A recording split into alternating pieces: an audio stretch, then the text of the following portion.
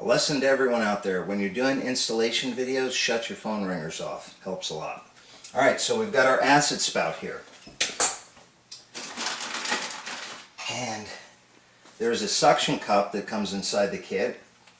And that suction cup will affix this basically anywhere you want it. Anywhere you want the acid water to run off. Let's say we want it down inside the sink. We could put it slightly inside the top of the sink, run it back here. And of course you can clip the hose again to whatever size you want. I'll do it on top so everybody can see. Just push the suction cup down here. Insert the hose into the smaller hose. And that's it. You've got your drain spout complete. Alright.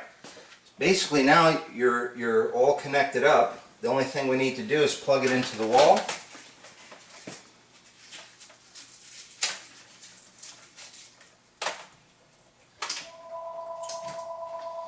And we're plugged in. Now, just as a side note to everyone, you're also going to see some pieces that look like this inside the kit. Remember, there's a multitude of different types of faucets out there. Some faucets won't have anything that can screw out. And what this is for is it's to actually slip over the tip of the faucet. It's just a rubber end. You slip it over the tip of the faucet.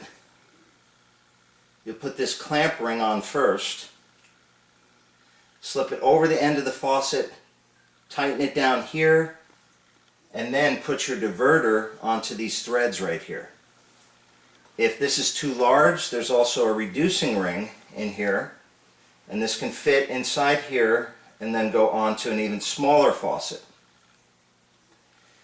If you have one of these types of faucets with the spray head and it pulls out and it's got this wide spray head, this might not work for you. You also might, there are a couple types of faucets out there that no matter what we do, we can't get it to work. And I'm going to show you an alternate way to hook these up if that's something that you run into. Also, if you're going to have our H3 pre-filter system, matter of fact, let me grab that for you right now. I'll be right back.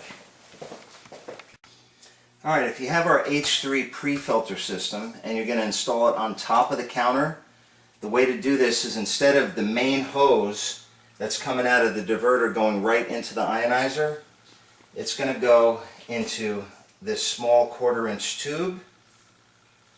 So this will be the end of the hose that was going into the ionizer. This will go into the H3, and these have these quick connect fittings where all you have to do is push the tube in as far as it goes and it's connected. To remove it, you press down on the ring or the collar and you can pull the hose out. Coming out of the unit, it will look exactly like that. It'll be a 1/4-inch tube that's supplied with the H3 coming out into a piece of this, the larger 3/8 tube, and you'll need an extra clamp to put on these connections here, coming out and then into the ionizer. That way the water could come out, go through all 3 filters, exit, and then go to the inlet of the ionizer. We could talk more about H3 installations options later. So let's set this aside for now.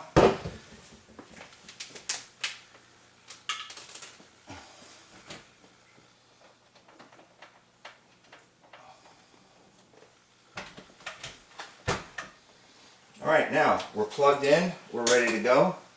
Very important, when you're using the ionizer, do not run hot water through it. There is a hot water alarm and a protection circuit in the ionizer that will shut itself off when it senses hot water. But hot water is not good for the filters. It's not good for any part of the ionizer. So please keep aware that every time you turn the water on, that it's all the way to the cold side. If you've done your installation right, when you turn it on and the diverter elbow is facing down, you won't see water spraying all over the place. If you do see water spraying all over the place, tighten it up 1/2 turn at a time until you see that water spray stop. If it doesn't stop, you're going to have to turn the water off, disassemble everything, make sure the gaskets are sitting in there right, and reassemble it again. To get our water out of the spout of the ionizer, the only thing we have to do is take this black diverter lever and turn it. You're going to see the ionizer power itself on. In many cases, when you turn it on, you're going to get this message saying the water flow is too large. In that case, we'll just take it and turn the water flow down until the message goes away.